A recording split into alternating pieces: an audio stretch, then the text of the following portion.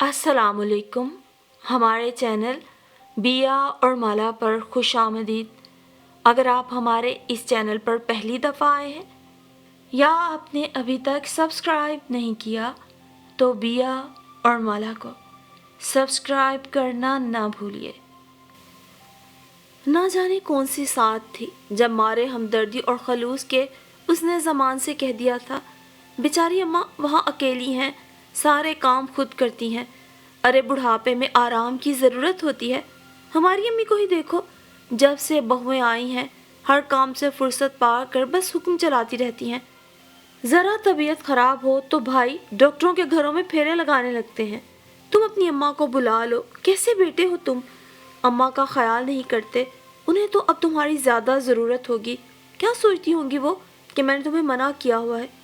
यूं तो ये बात वो कई बार कह चुकी थी, मगर इस बार जोर देकर कहने पर जैसे वो अपना फ़र्ज़ अदा कर रही थी। ज़मान बहुत लापरवाह था। अरे अम्मा को अपनी जगह ही आराम मिलता है, वो कहीं भी घर से नहीं जाती। हाँ कभी कभी अलबत्ता किसी ख़ास ज़रूरत के तहत घर से निकलती हैं, मगर यहाँ इतनी दूर कभी नहीं। पैदल तो नहीं लाओगे उन्हें, तुम कह के तो देखो।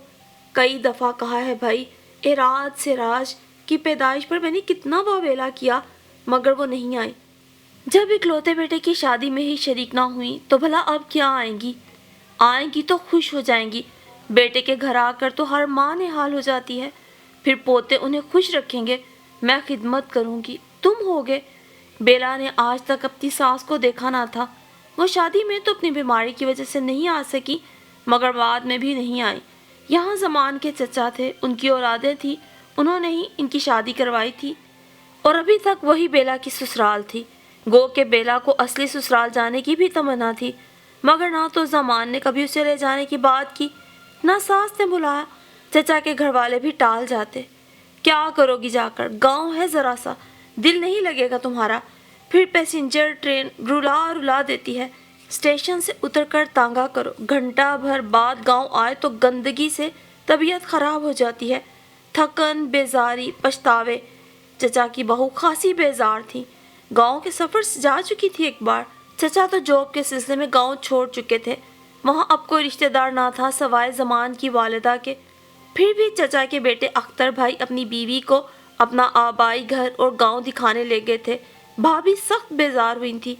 ज़मान ने बताया था उसकी अम्मा बहुत मेहनती औरत हैं, हाथ की चक्की पर गेहूँ पीसकर आटा बनाती हैं, उसी आटे की रोटी खाती हैं। सारे मसाले साबुत मंगा कर सिल पे रगड़ती हैं, पिसे हुए बाजारी मसाले इस्तेमाल नहीं करती। यही नहीं, घर के कच्चे सेहन को लेप पोत कर संवारा करती हैं। दीवारें भी रोज़ लेपा पोती करती हैं, कहीं कोई दाग धब्बा नज़र नहीं आता। हाय बेचारी, बेला को खासा तरस आया। उनकी तो हथेलियाँ घिस गई होंगी। इसलिए वो चाहती थी कि एक बार उसकी सास शहर आकर बेटे का घर, बेटे का ऐश व आराम अपनी आंखों से देखें, उसके घर की सजावटें देखें। ये कालीन, ये फर्नीचर, खूबसूरत पर्दे, किचन की अलमारी में सजे कीमती बर्तन, मसालों के एक रंग के हमवार डब्बे, शीशे के बर्तनों में रखी दालें, फिर वो गैस का अवन जिस पर कभी कभार बेला चिकन रोस्ट करती, अक्सर केक, नान, खताइयाँ बनाती। फिर वॉशिंग मशीन भी थी जो उसने हाल में ही किस्तों पे ली थी। हर चीज़ मौजूद थी ज़रूरत की। वो देखकर किस कदर मसरूर होंगी। ज़मान दिल खोल कर बेला के सलीके की तारीफ़ें करता था। वो अक्सर कहता, तुमने मेरी ज़िंदगी को बागो बहार बना दिया है और घर को जन्नत। कोई गांव की लड़की होती, जैसा कि अम्मा चाहती थी कि उनकी पसंद की पेंडू लड़की से मैं शादी कर लूं, तो वो मुझे पस्ती में धकेल देती। और तुमने बुलंदियों का रास्ता दिखाया है, सारी खुशियाँ मेरी झोली में डाल दी हैं। एराज से राज के आने के बाद तो वो बेला का सच्चा आशिक बन चुका था। बेटों ने उसके हौसले बहुत बढ़ा दिए थे। मुकम्मल घर का सुकून, आराम बेला ने सब कुछ मुहैया कर दिया था। वो ताउन करने वाली बेहद सलीका शुआर लड़की थी। फिर वालिदैन की तरबियत, शीरीन ज़बां, खिदमत, अतात, इन सब से बढ़कर उसका हुस्न। ज़मान तो उसके हाथों बिक गया था। उसके बार बार के इसरार पर ज़मान अम्मा को लेने चला गया, लेकिन अगले ही दिन वापस अकेला आ भी गया। दरअसल मैं अचानक पहुंचा तो वो फ़ौरन नहीं आ सकती थी, घर का इंतज़ाम भी करना था। ویسے اس کچے گھر کا انتظام بھی کیا، مگر اماں کی فکریں، مرغیوں کے دانے پانی، گائے کے چارے، چوزوں کی حفاظت، کتا بلی بھوکے نہ مرے، بس یہی انتظام کرنا تھا۔ بیلا مایوس ہو گئی۔ اگلے ہفتے جا کر لے آؤں گا، زمان نے اسے تسلی دی، مگر اس کے جوش و خروش پر پانی پھر گیا۔ اسے گھر مزید سجانے اور چمکانے کا اثر نو موقع مل گیا۔ اگلے ہفتے زمان پھر گیا اور واپس اکیلا آیا، کیونکہ ان دنوں انہیں اپنے دور افتادہ علاقے میں رہنے والے چچا کی فیملی کے بارے میں معلومات حاصل کرنا تھی۔ چچا کے سالے کی بیٹی ساتھ کے گاؤں کسی شادی میں آئی ہوئی تھی اور بڑی بھی کو اس سے چچا کے صاحبزادوں صاحبزادیوں، ان کی اولاد کی تعداد وغیرہ معلوم کرنا تھا۔ سو اماں ابھی اس کے انتظار میں تھی۔ خود تو وہ کسی کے گھر بلاوے پر بھی نہیں جاتی تھی، تو ساتھ کے گاؤں کیا جاتی۔ شادی میں کئی دن باقی تھے اور چچا کے سالے کی بیٹی شادی سے فارغ ہو کر ان سے ملنے آنے والی تھی۔ اس کے علاوہ کڑک مرغی کے نیچے انڈے بٹھانے ہیں، گائے بھی کچھ علیل ہے، غرض خاصے مسائل تھے۔ ہوتے ہوتے 2 ماہ گزر گئے۔ بیلا اب مایوس ہو چکی تھی۔ زمان بھی اس کے بعد گاؤں نہیں گیا، بلکہ اس معاملے میں قطعاً خاموشی اختیار کر لی تھی اس نے۔ لیکن ہوا یہ کہ ایک مبارک ساتھ اماں جی اپنے بھتیجے کے ہمراہ آن براجی۔ موسم سرما جا رہا تھا اور گرما نے قدم بڑھا لیے تھے۔ گرمی سے بیلا کی جان جاتی تھی، وہ بہت سست ہو جاتی، نہ کچن میں دل لگتا نہ کسی کام میں۔ پچھلے دنوں اس کے پاس ایک ماسی تھی جو برتن دھونے کپڑے دھونے کے علاوہ جھاڑو پوچھا بھی کرتی تھی۔ صفائی تو وہ اچھی کرتی تھی، لیکن کچھ دن سے گھر کے سامان پر بھی ہاتھ صاف کرنے لگی۔ بچوں کا کھلونے چمچے کٹورے وغیرہ نامحسوس طریقے پہ غائب ہونے لگے تو بیلا نے اسے جواب دے دیا۔ اب کوئی مددگار نہ تھا اور ساس صاحبہ تشریف لے آئی تھی۔ صبح کا وقت تھا، زمان آفس جانے والا تھا۔ اماں کو دیکھ کر اس پہ شادی مرگ طاری ہو گیا، بوکھلا گیا، ہکلا گیا، اماں اماں آ گئی۔ ارے میں تو وہ ان سے جا کر لپٹ گیا اور بے سروپا باتیں کرنے لگا۔ ارے کیوں نہ آتی، ساری بات تیرے ساتھ طے ہو گئی تھی نا، بس موقع نہ تھا، اب فرصت ملی ہے۔ بچے کہاں ہیں، بہو کدھر ہے؟ بوکھلاہٹ میں اماں کی نظر بیلا پہ پڑی ہی نہ، حالانکہ وہ عین ان کی ناک کے نیچے کھڑی تھی۔ اس کے سلام کا جواب دے کر بچوں کو چٹا چٹ چوما، پھر زمان کے صدقے واری ہونے لگی۔ ان کا بھتیجا گھوم پھر کر گھر دیکھنے لگا اور بیلا کے سلیقے کی تعریف میں زمین آسمان ایک کرنے لگا۔ گھر کیا ہے، محل ہے، ارے یہ تو جنت ہے بھائی زمان، کیسی اچھی بیوی ملی تجھے، بالکل حور کے جیسی۔ شکر ادا کرو بھائی، گاؤں کی جاہل سے جان چھوٹی تیری۔ کیوں پھپھو؟ پھپھو کو یہ تبصرہ پسند نہ آیا، بہو کی تعریف، مگر چپ رہی۔ ان کا بھتیجا 2 دن رہا اور بیلا کی تعلیم تربیت سلیقہ وغیرہ سراہتا ہوا رخصت ہوا۔ جانے سے پہلے بیلا سے کہہ گیا، میرے لیے بھی اپنی جیسی لڑکی تلاش کر لو، میں بھی گاؤں چھوڑ کر آ جاؤں گا۔ اور زمان کا تو بس نہ چلتا تھا کہ ماں کے آگے ہاتھ جوڑے آنکھیں بچھا دے۔ آدھی رات تک اماں کے کمرے میں گھسا، کبھی ان کے ٹانگیں دبا رہا ہے کبھی ہاتھ۔ اس کا بس چلتا تو وہ اماں سے لپٹ کر سو بھی جاتا، مگر 12 بجے تک انتظار کر کے بیلا اسے پکار لیتی۔ صبح آفس جانا ہے، نیند پوری نہ ہوئی تو طبیعت خراب ہونے کا احتمال ہے، اور وہ بادل ناخواستہ اماں سے جدا ہو کر آ جاتا، سرشار سا، جیسے اماں نے اسے سارا خزانہ بخش دیا ہو۔ شادی کے بعد اماں پہلی بار آئی تھی، زمان پر تو خوشی کا دورہ پڑا ہوا تھا۔ اماں کی خوب خدمت کرنا، انہیں تکلیف نہ ہو، اچھے اچھے کھانے پکا کر کھلانا، انہیں خوش کر لو، بس کسی بھی طرح۔ وہ جھولی بھر بھر کے بیلا کو نصیحتیں کرتا تو وہ مانتی کہ یہ اس کا فرض ہے۔ میز پہ برتن لگاتی، کھانا لا کے رکھتی، اماں کو بلاتی تو دیکھتی کہ کچن میں زمین پر بیٹھی وہ پتیلی میں لگا ہوا سالن روٹی سے پونچھ کے کھا رہی ہیں۔ پہلے دن تو وہ چیخ پڑی، زمین پر کیوں بیٹھی ہیں، میز پر رکھا ہوا ہے کھانا تو۔ ارے میں زمین پر نہیں، پیڑھی پہ بیٹھی ہوں، اور اکڑوں بیٹھ کے کھانا کھانا تو سنت رسول صلی اللہ علیہ وآلہ وسلم ہے، مگر میں کم بخت ایسی بد نصیب کہ سنت ادا نہ کر پاتی۔ منہ گھٹنے جواب دے چکے ہیں، بیٹھا نہیں جاتا۔ مگر اماں یہ دیچکی تو خالی ہے، سالن تو نکال لیا تھا میں نے، چاروں طرف اتنا مسالہ لگا ہوا تھا، دھو کر پھینک دیا جاتا، میں نے آدھی روٹی اسی کے ساتھ کھا لی ہے۔ رزق کی قدر کرنا چاہیے، کھانے کی چیز ضائع کرنا گناہ ہے، بس میں تو کھا چکی۔ اچھا تو میٹھائی چکھ لیں۔ وہ مایوس ہو گئی، مگر اماں کا پیٹ بھر چکا تھا۔ اس کی اتنی محنت سے بنائی پڈنگ کو انہوں نے نظر اٹھا کر دیکھا تک نہ۔ 2-3 دفعہ ایسا ہی ہوا تو وہ دیگچی میں پانی بھر دیتی۔ رات کو زمان ہوتا تو وہ اماں کو خوشامد کر کے کبھی گود میں اٹھا کر لاتا، زبردستی لقمے بنا کر کھلاتا۔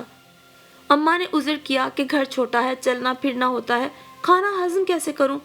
ہاں بیلا، لگتا ہے تم اماں کا خیال نہیں کرتی۔ بھائی انہیں نیچے فلیٹوں میں لے جایا کرو، سب سے ملاؤ۔ بیلا چپ رہی۔ نیچے کے فلیٹوں والوں سے اس کے تھوڑے بہت مراسم تھے، کبھی کبھار وہ لوگ آ جاتے تھے۔ جب وہ نئی نئی اس فلیٹ میں آئی تو اس نے قرآن خوانی کی تھی، تمام بلڈنگ والوں کو بلایا تھا، کچھ لوگوں نے تعلق قائم کیا، کچھ نے راہ چلتے سلام دعا تک اکتفا کیا۔ بیلا خود بھی بہت کم لوگوں سے ملتی تھی، اسے گھر سجانے سنوارنے کا بہت شوق تھا، آرٹسٹک ذہن تھا۔ اس کا گھر بلڈنگ بھر کے تمام فلیٹوں سے زیادہ صاف اور سجا ہوا تھا۔ خود اس کی بھابیاں بھی اس کی معترف تھیں، اور چچا کی بیٹی جو بہو بن کر ان کے گھر آئی تھی، جو دولت کے انبار میں تھی اور قیمتی سے قیمتی اشیاء خرید کے گھر سے جاتی تھی، جب آتی اس کے ہاتھ کے ہنر، محنت اور کاوش کی داد دیتی تھی۔ اب زمان نے اماں کو فلیٹوں والوں سے ملوانے کا حکم دیا تھا۔ اماں جس دن آئی تھی اس دن نیلی شلوار اور کالی قمیض پہنے ہوئے تھی۔ اس کے بعد انہوں نے لباس تبدیل کیا تو براؤن سفید چیک کی لنگی اور لمبا سا گھیرے دار کرتا پہن لیا۔ اس کے بعد سرخ سبز چیک کی لنگی کے ساتھ نیلی قمیض پہن لی۔ پتہ نہیں زمان نے کیوں نہیں نوٹ کیا، کبھی کہا بھی نہیں، اور اب وہ اماں کو سب سے ملوانے کی فرمائش کر رہا تھا۔ کیا کہیں گے سب کہ یہ لنگی پوش خاتون بیلا کی ساس ہے؟ یہاں تو تمام کام کرنے والی ماسیاں ہاں کسی گاؤں کی ہوں شلوار قمیض پہنتی تھی، بلکہ شہر کے تمام فیشن اپنا لیے تھے۔ کانوں میں بالیں اس قدر ٹپ ٹاپ سے آتی تھیں کہ فرق کرنا دشوار ہو جاتا، کون بیگم ہے کون ماسی۔ اور خود بیلا پوری بلڈنگ میں اس کی خوش پوشی مشہور تھی۔ میچنگ کا تو اسے اس قدر جنون تھا، چپل، پرس، چوڑیاں، بندے، ہر چیز اس کے لباس کے ہم رنگ ہوتی۔ وہ درمیانی قیمت کی چپل اور پرس لیتی تھی، اسے بجٹ کا بھی خاصا لحاظ رہتا تھا۔ سونے کی، چاندی کی کبھی اس نے پرواہ نہیں کی، ہمیشہ لباس کے رنگوں کی جیولری، خواہ دھات کی ہو، نگوں والی یا پلاسٹک کے ٹاپس، کلپ وغیرہ، اس کے پاس رنگ برنگ جیولری، چوڑیوں، کلپ، ربن وغیرہ کا خزانہ تھا۔ اس کے میکے میں بھی اس کی میچنگ اور خوش لباسی کو سراہا جاتا تھا۔ بھائی فیشن دیکھنا ہے تو بیلا کا دیکھو، ابھی ہم سوچتے رہ جاتے ہیں، اور بیلا کپڑے فیشن کے مطابق تیار بھی کر لیتی ہے۔ اب شلوار کے پانچے تنگ، اب اونچی شلوار، کھلے کرتے کا زمانہ ہے تو سب سے پہلے وہ پہنتی۔ فٹنگ کا زمانہ آیا تو ہفتے بھر میں رکھے رکھائے کرتے فٹ کر لیے۔ یہ اس کا سلیقہ، تیز دستی اور ذہانت تھی۔ کروشیے کی قمیض خاندان بھر میں سب سے پہلے بیلا نے پہنی، خود بنا کر۔ کروشیا ہو یا شیڈو ورک، اس کے بائیں ہاتھ کا کارنامہ ہوتا۔ راتوں رات پرانے دوپٹے صبح کنگریوں سے سج جاتے۔ یوں تو بازار میں ہر چیز بنی بنائی مل جاتی تھی، مگر بیلا کے ہاتھ میں ہنر تھا اور شوق بھی تھا۔ اس کی امی نے بیٹیوں کو ہر کام سکھایا تھا، اسی لیے بہوؤں پہ اعتراض تھا جن کو بازار سے ہر چیز لانا پڑتی۔ لو جی، وہ کہتی، ہمارے زمانے میں تو بازار سے اون کی لچھیاں آیا کرتی تھی، آدھی رات تک سلجھا کر گولے بنائے جاتے، پھر بنے بنائے گولے آنے لگے تو اس محنت سے جان چھوٹی۔ اب تو ہر چیز بازار سے آتی ہے، بچوں کے نیکر، چڑیاں تک۔ سارا دن عورتوں کو بازار گھومنے کے لیے تو وقت ہے، مگر گھر میں خود اپنے ہاتھ سے کچھ بنانا گناہ۔ وقت بھی بچے، پیسہ بھی، سوچتی ہی نہیں کہ پیسہ کہاں سے آ رہا ہے، کون کیسے کما رہا ہے، بس لٹاؤ لٹاؤ۔ امی جی، ہمارے پاس وقت کہاں ہے، گھر میں بیٹھ کر کچھ بنائیں، بہو نے فرمایا۔ بیٹا کوشش تو کرو، پھر اندازہ ہوگا کہ ہر چیز میں بازار کی نسبت پیسہ کم لگتا ہے، اور گھر میں بناؤ تو وقت، اور امی وقت بھی بہت قیمتی ہے۔ ایک بہو نے کہا، امی آپ کو اندازہ ہی نہیں وقت کتنا تیز دوڑ رہا ہے، پہلے اتنی تیزی نہیں تھی، یہ مشینی دوڑ نہیں تھا، اور اس کا ساتھ دینے کے لیے اب ہمیں بھی بھاگنا پڑتا ہے۔ بچوں کا اسکول جانا، انہیں پڑھانا، بینک کے کام، بل جمع ہونے، ڈاکٹروں کے پاس دوڑنا، بسوں کے دھکے کھانا۔ ہم مردوں کے ساتھ برابر ہی کاموں میں لگی ہوئی ہیں، مرد تو بس پیسہ کما رہا ہے، گھر تو ہم عورتیں سنبھال رہی ہیں۔ امی بیچاری کی سمجھ میں بہوؤں کا فلسفہ کم ہی آتا تھا۔ آخر سب کام پہلے بھی تو ہوتے تو تھے، مرد خود کرتے تھے، اب تم نے مرد کو پیسہ کمانے کی مشین بنا دیا ہے، وہ لائیں تم لٹاؤ۔ امی جی، ہم نے کام بانٹ لیے ہیں، مرد کے لیے آسانی کر دی ہے، سب بہانے ہیں، کیا ہم نے اعلیٰ تعلیم نہیں دلائی، افسر نہیں بنائے اپنے بیٹے، مگر نقل میں ہم پاگل نہیں ہوئے کہ آج فلاں کے گھر ٹی وی آیا ہے تو ہم بھی کسی طرح لے آئیں۔ تو امی ہم کسی سے کم تو نہیں، دوسروں کی طرح ہم کو بھی حق ہے اپنے آرام کے لیے سہولتوں سے فائدے اٹھائیں۔ امی کی بہوؤں کو ساس کے اعتراضات کی زیادہ پرواہ نہ تھی، وہ اس زمانے کا اپنے دور سے مقابلہ کرتی تھی جو ان کے خیال میں نادانی اور کم فہمی تھی۔ بیلا اور شمائلہ بھی بھابھیوں کی ہم نوائی کرتی تھی، ان کے گھر میں بھی سہولت کی ہر چیز موجود تھی، خواہ قسطوں کی بدولت ہو یا کمیٹیوں کی۔ بیٹے بھی سمجھاتے کہ آج کا دور تیز رفتاری کا دور ہے، پچھلے 25-30 سال اور آج کے زمانے میں رہن سہن ہی نہیں، انسان کے مزاج ہی نہیں، ذہن بھی تبدیل ہو گئے۔ پیسے کی قدر نہیں، چیز کی قدر ہے۔ نت نئی ایجادات اسی لیے آئی ہیں کہ لوگ فائدہ اٹھائیں۔ بیٹا، فائدہ تو ان کمپنیوں کا ہے جو ان چیزوں کو مارکیٹ میں لا رہی ہیں، امی چڑ جاتی۔ بیٹے جانتے تھے کہ اماں کا یہ بہوؤں سے بغض نہیں بلکہ انہیں بیٹوں کی صحت اور زندگی کی فکر ہے جو وہ اس قدر نصیحتوں پہ کمر بستہ رہتی ہیں۔ جیسی محنت و مشقت کی زندگی انہوں نے گزاری ہے، چاہتی ہیں بہویں بھی اسی طرح کریں جو آج کے زمانے میں مشکل ہے۔ غرض امی کو جب موقع ملتا نصیحت کرتی، بہویں کبھی برا مان دی، کبھی ہنس کے ٹال جاتی، انہیں بھی عادت ہو گئی تھی اس لیے پرواہ نہ کرتی۔ امی کچھ نہ کرنے کے باوجود گھر کے نظام کا سہارا بنی ہوئی تھی۔ بہویں جب مارکیٹ کے لیے روانہ ہو جاتی، وہ بچوں اور اپنے لیے کچھ پکا لیتی۔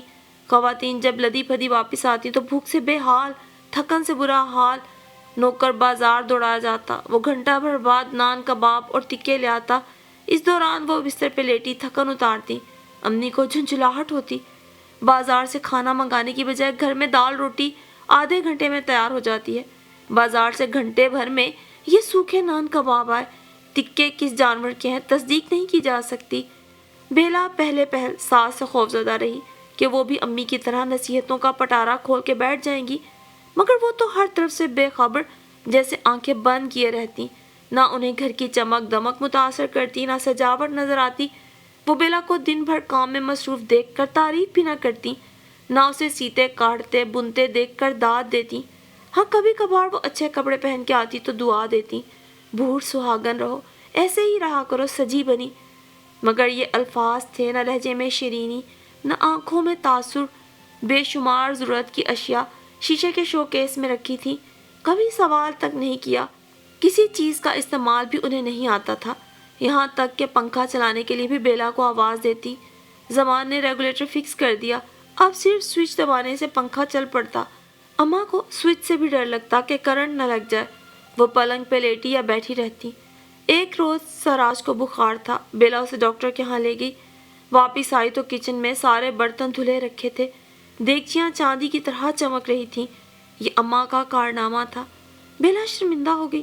ایک دن زمان کی فرمائش پر اماں نے سالن پکایا، وہ بھی بہت لذیذ۔ زمان نے اماں سے کہا کہ وہ بیلا کو بھی ایسا سالن پکانا سکھا دے۔ گو کہ زمان بیلا کے کھانے کی ہمیشہ تعریف کرتا تھا، مگر ماں کے ہاتھ کی لذت ہی اور تھی۔ اب بیلا کو کام میں مصروف دیکھ کر وہ اس کی مدد کر دیتی، کبھی پیاز کاٹ دی، کبھی سبزی بنا دی۔ بیلا کپڑے دھوتی تو تار پہ ڈال دیتی، بیلا آٹا گوندھ کر تسلے میں پانی ڈال دیتی، آسانی سے دھل جاتا تھا، نرم پڑ جاتا تھا سوکھا آٹا۔ اماں اس کے ہاتھ سے تسلا لے کر پانی گملوں میں ڈال آتی کہ رزق کا پانی ہے، بے ادبی نہ ہو۔ نالی میں اس طرح پرتوں میں لگے دال، چاول، ہڈی بوٹی سب چمچ سے الگ کر کے رکھ دیتی اور اوپر والے فلیٹ کی چھت پہ جا کر ڈال آتی۔ اس طرح وہ اوپر والے لوگوں سے متعارف بھی ہو گئی۔ ان کے ڈالے ہوئے بچے کھچے کھانے کوے، مینا، چڑیاں کھا جاتی۔ کبھی کبھار اماں اعراج کو گود میں لے کر کوے چڑیاں دکھانے لے جاتی۔ پھر ایک دن نیچے جا کر سبزی والے سے سبزی بھی لے آئیں اور بیلا سے کہا سبزی زیادہ پکایا کرو، گوشت کی زیادتی اچھی نہیں ہوتی، مرد سست اور کاہل ہو جاتا ہے۔ اب وہ اکثر نیچے جا کر سبزی لے آتی۔ بیلا کو بڑا آرام ہو گیا، مگر انہیں دیر بہت لگتی تھی، پتہ نہیں کس دکان سے لاتی تھی، خوب تازہ چھانٹ کھانٹ کر عمدہ سبزی۔ چھانٹنے نہیں دیتا سبزی والا، کہتا ہے میرا سب سے اچھا مال اماں جی لے جاتی ہیں، اب کیا میں دن بھر کی باسی سبزی بیچوں؟ سنا تم نے؟ تازہ باسی ملا کے بیچتا ہے، بے ایمان کہیں کا، مجھے بھلا بیوقوف بنا سکتا ہے؟ بھائی منہ مانگی قیمت دیتی ہوں، پھر باسی مال کیوں لوں ہے؟ ایک دن بیلا کی امی سمدھن سے ملنے آ گئی۔ ان کے گھٹنوں میں درد رہتا تھا، اس لیے وہ زینہ چڑھنے سے پرہیز کرتی تھی۔ بیلا کے ہاں اسی لیے بہت کم ہی آتی تھی۔ مگر سمدھن سے ملنا تو ضروری تھا۔ خلاف توقع دونوں میں بہت جلد بے تکلفی ہو گئی۔ بیلا چائے لے کر گئی تو دونوں سر جوڑے باتوں میں جٹی ہوئی تھیں۔ امی نے جانے سے پہلے بیلا سے سرگوشی کی، بہت اچھی ہیں تمہاری ساس، ان سے کچھ سیکھ لو۔ وہ ہنس دی، اور کیا سیکھے، جتنا کچھ امی نے سکھا دیا تھا اس کا عشر اشیر بھی دوسری لڑکیوں کو نہیں آتا تھا۔ سینہ پرونا، کاڑھنا بننا تو رہا الگ، برتنا برتانا، لین دین، صبر و تحمل، برداشت، عزت و وقار کی حفاظت، اخلاق انسانی، خودداری، زبان کو بند رکھنا، چہرے کو مسکراہٹ سے سجائے رکھنا، سب کچھ وہ غور کرتی رہی۔ اماں سے کیا کچھ سیکھ سکتی ہے؟ دراصل امی بھی سمدن سے پہلی بار مل رہی تھی۔ شادی تو زمان کے چچا کے توسط سے ہوئی تھی، انہی کی بیٹی بہو بیلا کو پسند کر گئی تھی۔ چچا چچی رشتہ لائے تھے اور یہ کوئی انہونی نہ تھی۔ زمان عرصے سے اپنے چچا کے ہاں مقیم تھا برائے تعلیم، پھر اسے اچھی جاب بھی مل گئی۔ چچا نے ہی اس کی شادی پر زور دیا تھا۔ ہاں، بارات میں والدہ کی غیر موجودگی کو سب نے محسوس کیا، مگر چچی نے ان کی بیماری کا عذر پیش کر دیا۔ اس کے بعد بھی زمان عرصے تک اپنی ماں سے ملنے نہ گیا۔ بہانہ چھٹی نہ ملنے کا تھا، مگر دراصل وہ بیلا سے جدا ہونے پر راضی نہ تھا۔ کچھ عرصہ بیلا چچا کے ہاں رہی اور زمان اس کے ارد گرد پروانے کی طرح گھومتا۔ سب اس کا مذاق بھی اڑاتے، مگر اسے پرواہ نہ تھی۔ اس کے کافی دن بعد وہ اماں سے ملنے گیا۔ وہ بیلا کو نہیں لے کر گیا، البتہ اس کی تصویریں لے گیا تھا۔ بیلا نے بار بار اپنی ساس سے ملنے، ان کی خدمت کرنے کی خواہش کا بھی اظہار کیا، مگر وہاں 10 بہانے۔ چچا چچی بھی اس معاملے میں خاموش رہتے، بلکہ ایک طرح سے وہ اسے گاؤں جانے سے منع ہی کرتے، اور ساس کو اپنے پاس بلانے کا اختیار اسے نہ تھا۔ نہ جانے کیوں وہ الجھن میں مبتلا ہو جاتی۔ زمان اسے یقین دلاتا کہ اماں خالص دیہاتی خاتون ہیں، ٹرین میں بیٹھنے سے ڈرتی ہیں، اور کوئی بات نہیں۔ چونکہ چچا چچی برابر رابطہ رکھتے تھے، اس لیے اس کے میکے والوں کو بھی پریشانی نہ تھی۔ ایراج سراج چچا کے گھر پیدا ہوئے تھے۔ پھر زمان کو فلیٹ مل گیا۔ ایراج سراج کی خوشخبری لے کر زمان گاؤں گیا تھا۔ اماں تب بھی نہیں آئیں، اور وہ تو کچھ ڈر بھی گئی تھی کہ کہیں وہ پاگل تو نہیں ہے، مگر رافعہ آپا اور بھابھی نے یقین دلایا کہ ایسی بات نہیں ہے، وہ بس عجیب ہیں۔ اس عجیب سے کچھ اخذ نہیں کیا جا سکتا تھا۔ شکر ہے کہ وہ ساس کو دیکھنے میں کامیاب ہو گئی اور ہر خدشہ دور ہو گیا۔ زمان اماں کو چچی کے ہاں لے جانے پر بھی راضی نہ کر سکا۔ انہوں نے کہا، میں بیٹے کے گھر آئی ہوں، جب وہ گاؤں جا کر بلائیں گے تب ان کے گھر جاؤں گی۔ واقعی عجیب بات تھی۔ چچا چچی خود آ کر مل گئے، ان کے بیٹے بیٹیاں بہو وغیرہ سب باری باری ہو گئے۔ اماں نے چچا سے تو پردہ ہی کیا، منہ موڑے بیٹھی رہی، البتہ کسی نے بھی اماں کو اپنے یہاں آنے کی دعوت نہ دی۔ اور پھر جب بیلا کے بھائی آئے تو اماں کو دعوت کا بلاوا دے گئے۔ بیلا تو ڈر رہی تھی کہ وہ صاف انکار کر دیں گی، مگر وہ چپ رہی۔ دعوت والے دن انہوں نے سرخ سیاہ چیک کی لنگی نکالی۔ بیلا کے ہاتھوں کے طوطے اڑ گئے، دوڑی زمان کی طرف۔ خدا کے لیے اماں کو لنگی پہننے سے روکیں، زمان کہہ کے لگانے لگا۔ بیلا نے اپنا سفید کرتا دوپٹہ نکال کر دیا جو اس نے ابھی تک نہیں پہنا تھا۔ اماں نے سفید شلوار بھی نکال لی۔ صبح سویرے انہوں نے ہاتھ پیر میں مہندی لگا لی تھی، دوپہر تک خوب رنگ چڑھ گیا۔ سرخ سیاہ چوڑیاں پہن کر، آنکھوں میں سرما لگا کر انہوں نے خصے پہنے اور ان کا سنگھار تمام ہوا۔ سمدھانے میں ان کے اس جاہو جلال والے روپ کو سب نے پسند کیا۔ کھانا بہت لذیذ اور وافر تھا۔ اماں نے خوب انصاف کیا اور بیلا کی بھاوجوں کو پاس بلا کر ان کا شکریہ ادا کیا اور ہاتھ چومے، مزید لذت کے لیے دعا کی۔ بھابیاں بہت متاثر ہوئیں۔ بیلا کتنی خوش قسمت ہو تم، اتنی اچھی ساس ہیں تمہاری، ارے کاش ہماری ساس بھی ایسی ہوتی۔ منجلی بھابی زیادہ ناشکری تھی۔ اللہ میاں ہماری ساس پر ان کا سایہ ڈال دے، آمین۔ چھوٹی بھابی نے آسمان کی طرف ہاتھ اٹھا کے دعا کی۔ شمائلہ چپ چاپ بیٹھی تھی، ناگواری سے ان کی باتیں سن رہی تھی۔ اللہ نہ کرے امی پر کسی کا بھی سر پڑے، وہ غصے سے بول پڑی۔ شمائلہ نے تینوں بھاوجوں کی خاصی کھنچائی کر ڈالی، وہ دانتوں میں زبان دبا کر سر جھکا کے بیٹھ گئی۔ شمائلہ سب سے بڑی تھی اور یہ تینوں بھاوجیں اسی کی پسند اور کاوش کے نتیجے میں اس گھر میں نظر آ رہی تھیں، اس لیے وہ بھی اس سے دبتی تھیں، یعنی ساس سے زیادہ نند کا روب تھا۔ امی تو خاندان سے بوہے لانے کی خواہش مند تھی، مگر شمائلہ نے مخالفت کی کہ اپنوں میں نیا رشتہ جوڑنے سے پرانے تعلقات بھی کشیدہ ہو جاتے ہیں۔ شمائلہ رشتہ داروں میں ہی بیاہ کر گئی تھی۔ شادی تو بڑے جوش و خروش سے ہوئی، مگر بعد میں ساس کو بہو میں، نندوں کو بھاوج میں، ہزار عیب نظر آنے لگے۔ پھر شمائلہ کی امی سے اس کی ساس عرصے تک ناراض رہیں۔ شاید جہیز ان کی مرضی کا نہ تھا، یا بعد میں ان کی خواہش کے مطابق سمجھانے سے قدردانی نہیں کی گئی۔ یہ تو شمائلہ کی ذہانت معاملہ فہمی دور اندیشی تھی کہ اس کے حق میں ساس نندوں کے معاملات درست ہوتے گئے۔ وہ بہت زیادہ محنتی، خدمت گزار، مل جل کر گزارا کرنے والی تھی۔ اس کے شوہر بھی اس کے قدردان تھے اور ماں بہن کو سمجھاتے کہ شمائلہ میں کوئی خامی یا کمی نہیں، بلکہ وہ گھر بنانے کی شوقین ہے۔ ہمیں شمائلہ سے واسطہ ہے، اس کی ماں یا بھائیوں کا ہمارے گھر میں دخل ہی نہیں، پھر ان سے یہ کیوں بگاڑ کریں۔ شمائلہ بحث کی عادی نہ تھی، کسی نقصان کا احتمال ہوتا تو اختلاف کرتی، ساس ضد میں آ جاتی اور پھر کام خراب ہو جاتا تو شمائلہ کی رائے کی قدر ہوتی۔ چھوٹے چھوٹے معاملات میں، گھر کے مسائل میں اس کی رائے جب بھی مانی گئی فائدہ ہوا، پھر بھی کوئی تسلیم نہ کرتا، اتفاق ہے کہہ کے ٹال دیا جاتا۔ سب شمائلہ کی فہم و فراست کے قائل ہو گئے، مگر وہ ہمیشہ انکساری سے یہی کہتی، میں کسی کے بارے میں رائے زنی کا حق نہیں رکھتی۔ آج بھی وہ زمان کی والدہ کو دیکھ کر خاصی پریشان تھی۔ آپا، آپ کا کیا خیال ہے؟ زمان بھائی کی والدہ کیا جیسی نظر آتی ہیں ویسی نہیں، یعنی اندر سے کچھ اور ہیں؟ اس کی چھوٹی بھاوج اس کا متفکر چہرہ دیکھ کے پوچھنے لگی۔ دیکھو، میں کس کے بارے میں رائے زنی کا حق نہیں رکھتی، میرا خیال غلط بھی ثابت ہو سکتا ہے، کیونکہ ایسا بھی ہوتا ہے کہ کواکب کچھ نظر آتے ہیں کچھ، اور یوں ہوا بھی ہے کہ پہچان میں غلطی ہو گئی۔ زمان سچا کھرا آدمی ہے، ہمیں اس سے غرض ہے، اس کی والدہ ہیں، آج ہیں تو کل چلی جائیں گی، لیکن میرا دل کہتا ہے کہ خیر چھوڑو، میری دعا ہے کہ بیلا کے حق میں وہ منصف مزاج ساز ثابت ہو۔ شمائلہ سب سے پہلے دعوت سے واپس چلی گئی۔ بیلا اور زمان کافی دیر بیٹھے۔ بیلا کے بھائی اور بھابیاں زمان کو بہت پسند کرتے تھے، اس کی سادگی، سچائی اور خوش مزاجی۔ وہ جہاں جا کے بیٹھتا کہکوں کی دیوار کھڑی ہو جاتی۔ بیلا اور زمان اماں کے ساتھ چلے گئے تو بھابیوں نے دیر تک ان کے بارے میں گفتگو کی۔ خصوصاً شمائلہ کا انداز خاصا پریشان کرنے والا تھا۔ وہ بیلا کی ساس کے بارے میں کافی مشکوک تھی کہ وہ ایسی ہیں نہیں جیسی نظر آتی ہیں، مشفق اور نیک بیوی۔ پتہ نہیں آپا نے ان میں کیا دیکھ لیا اور پھر بتایا بھی نہیں کہ آخر ان میں کیا خرابی ہے۔ جب وہ اندر آئی تھی، آپا نے گھبرا کر میرا بازو پکڑ کر کہا، دیکھنا فائزہ، کیسی عجیب آنکھیں ہیں ان کی۔ اور سچ بھابی، میں نے بھی غور کیا تو بڑی عجیب سی چمک تھی ان کی آنکھوں میں۔ اور آپا جو دیر سے چہک رہی تھی، ان بڑی بھی کو دیکھتے ہی چپ ہو گئی، بلکہ پریشان سی۔ بھئی آپا، اب مافوق الفطرت ہستی بھی نہیں ہے کہ انسان کی شکل دیکھ کر اندر تک جھانک لے۔ چھوڑو یہ ذکر، اتفاق ہے کہ انہوں نے 2-3 دفعہ جو رائے دی وہ صحیح ثابت ہوئی۔